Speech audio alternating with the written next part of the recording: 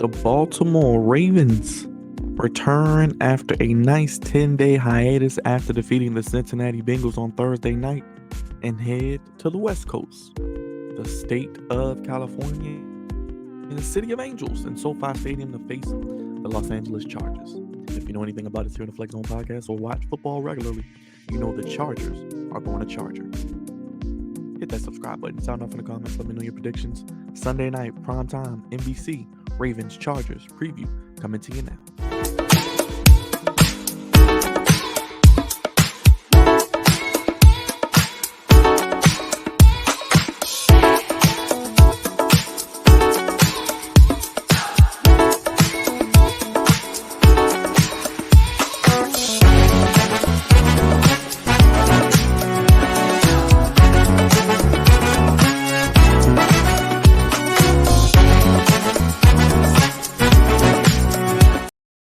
Happy Thanksgiving, happy Black Friday, happy shopping weekend from us here in the Flex Zone podcast as we get ready to get into this Ravens preview for another week of NFL football fun. Can you believe it? We're at the end of November almost, week 12,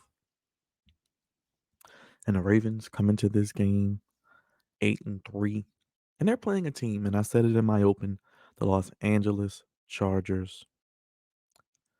The Chargers are going to Charger. There are just certain teams in the NFL and in sports that are going to get in their own way, are going to make their own mistakes, quote unquote, self inflicted wounds, the proverbial keep shooting yourselves in the foot moniker. And the Chargers, when I think of teams in the National Football League, they're just one of those teams. Moving from the great city of San Diego to Los Angeles, where most of their fans aren't in LA, leaving that beautiful stadium, now going to SoFi Stadium, which is mostly used for road and visiting teams to have more fans than the hometown Chargers. And the Rams deal with this too, just moving to LA in general. But the Chargers, they find ways to lose close games. They find ways to have big time leads in the playoffs where you think, okay, this could be the year they make a deep run. And they let teams come back from historic deficits to defeat them in the playoffs. They can't keep a stable coach. Haven't really had a stable coach, in my opinion, personally. And I could be wrong. You can let me know in the comments, Chargers fans, since the great Marty Schottenheimer. And they're going to probably have another coach real soon. If not after this game, if it goes what it could go in terms of the Ravens, or by the end of the season, with Brandon Staley being the latest casualty. But they are 4-6, very disappointing 4-6. And honestly, I thought the Chargers, they're usually 5 teams in and 5 teams out each year with the playoffs. I thought the Chargers were a candidate to be one of those 5 teams out. So the fact that they're 4-6, I have them at about 8-9, 9-8. I can understand it. I can respect it. Herbert is fantastic. He is a very good quarterback. Now my question is he another great Charger great like Philip Rivers? Is he like another Charger great Dan Fouts where he puts up the proverbial gaudy stats, gaudy numbers, but doesn't win big time games and doesn't win you Super Bowls? And I think the Chargers as an organization have a very good roster and are capable, if they have the right leadership, with this type of young stud quarterback to make a deep run in the playoffs. Yes, they play against Kansas City twice a year, but outside of the Kansas City in their own division, they should be able to win some games. But the Ravens won last week. Let's get to them. They beat Cincinnati. Joe Burrow went down. Ravens handled their business on the road in LA. Going to be a lot of Ravens fans out there coming off the Thanksgiving holiday, spending time in LA, and looks like they're going to be 20,000 plus Ravens fans. So it'll be like a home game for the Ravens. Let's get to this injury report. We got news this week that Odell, Zay Flowers, they were both full participants in Friday's practice because they both were questionable all week. Zay Flowers did miss practice on Wednesday. Odell as well. Flowers says he's ready to go. He feels great. Looks like he's going to be good to go. I believe I saw something where it looks like Ronnie Stanley says he's going to play, and we possibly could also get um we could get Marlon Humphrey back. It looks like possibly it's some things. I mean, with the game being a little late, on Sunday night. The injury report came out a little later today, and with the holiday weekend, kind of threw a wrench in everything. But I really, really want to see, hopefully, and we got it here from the official Ravens. Obviously, Mark Andrews is out. Odell is listed as questionable. Duvernay, questionable. Zay Flowers, questionable. Humphrey, questionable, so he might play. And we got Ronnie Stanley, questionable. And it looks like Pepe Williams is questionable. He was a full participant in practice this week. He may be making his season debut. So we could get help in the secondary with Pepe, Marlowe. Brandon Stevens is playing fantastic. Darby's playing good. You could have Stanley back to solidify the offensive line. And Odell and Zay at your wide receivers with the injury to Mark Andrews. There you go. I love what I'm seeing there. Get healthy. And next week's the bye. So you got to handle your business heading into the bye week. Let's get to these keys, guys. And let me get you my prediction as well. First key, offensively, guys, we're going to keep it simple. We're not going to do too much. Lamar, this defense is 30, one of the worst in the league against the pass. I think they're like 31 against the pass, so 31 overall. Throw for over 225 yards. I think Todd Monken is going to take advantage of this secondary. They got Asante Samuel Jr., but outside of that, they don't have much. Look for the Ravens to take advantage of them throwing the football potentially. Lamar throw for over 225 yards. Next, no turnovers. We say this every week. The Chargers are an opportunistic defense. Khalil Mack. No Joey Bosa for them this game, but when they get takeaways and they're able to help their offense out, they can be dangerous. Wide receivers win one-on-one against their DBs. Zay, Odell, looks like you're playing. Bateman, let's have a big game. Do any of the other tight ends step up? Likely. Kolar. Keaton Mitchell, does he have a big game?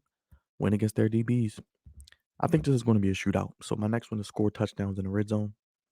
The Ravens are going to have to put up at least, in my opinion, 25 to 27 points to win this game because I think the Chargers are just going to play their best football because I think they are on life support, and this is literally a playoff game for them because if they lose, fall to 4-7, they're not getting it. And avoid third and long. They got a pass rushers. Tua Tata. Uh, Tatua from USC, the other pass rusher, the rookie. Um, Khalil Mack has 11 sacks, but he had like 6 in one game.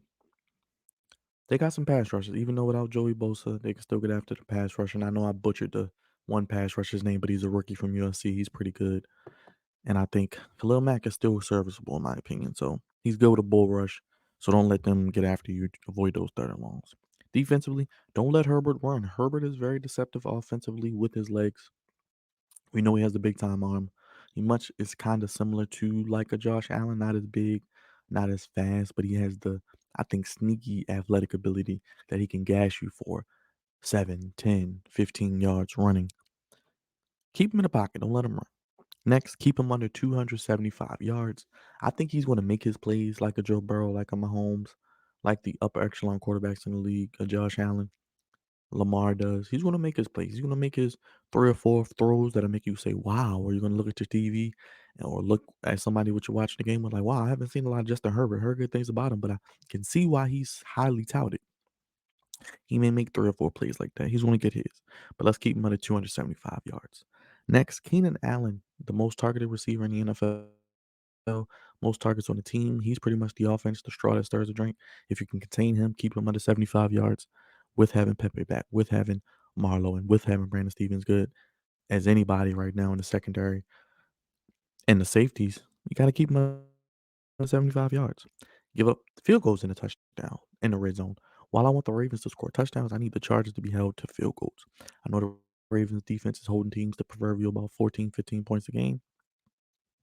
They're going to have to keep Chargers under about 25 tonight on Sunday night. And last but not least, tackle well for defense. Got to tackle well, guys. Got to tackle well. Please tackle well. Because if you don't, these guys can beat you. You don't want Herbert running by you with missed tackles. You don't want Keenan Allen breaking free. You don't want Austin Eckler getting loose and running down the sideline on you as well because he's a home run hitter. And special teams, no block kicks. Please, no block kicks. Just no block kicks. We don't need any of that.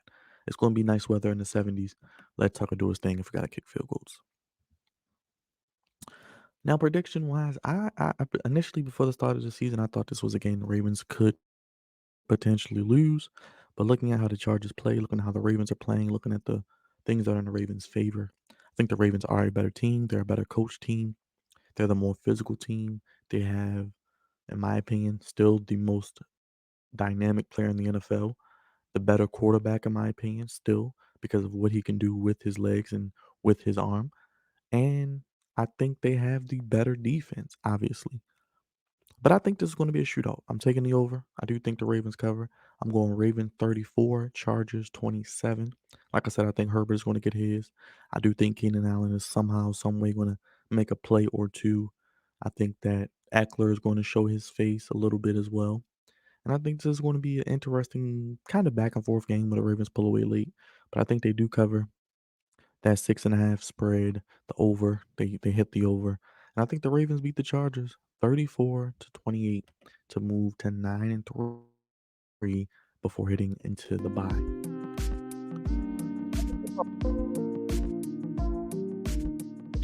Chargers going to Charger. I think this could be even a game where the Ravens could fall behind, but the Chargers defense just isn't good enough to close them out.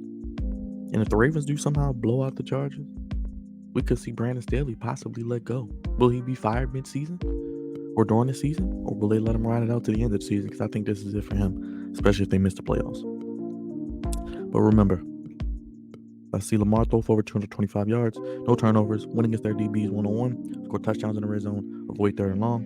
Defense, don't let Herbert run, keep Herbert under 275, keep Keenan Allen under 75, give up field goals in the red zone, tackle well, and on special teams, no block kicks. We'll be live after the Ravens and Chargers on Sunday Night Football for the official Baltimore Ravens post-game show. God's favorite host, yours truly, probably have Roger, may have Dre. But if you're watching this, you made it this far, please subscribe if you're new. We do Ravens content all throughout the week. Of course, we get those post-game shows after each Ravens game as well. Previews, as you're seeing now, before the game, post-game, after the game. Sound off in the comments. Let me know your thoughts, keys, X factors, predictions, anything else I missed. Hit the bell. Know when we're live. All videos drop as well. It's Flex On Podcast. Ravens 34, Chargers 27. That's my prediction. Ravens move to 9-3. Chargers fall to 4-7. And Brandon Staley's seat gets hotter than the weather outside in the middle of August down in South Florida. It's God's favorite host, or LA, because they're out there. God's favorite host, signing off. Have a good day, everybody. If you're going to the game in LA, be safe. Happy Thanksgiving. Happy Black Friday. Go Ravens. And I'll see you for the post game here on the Flex On Podcast.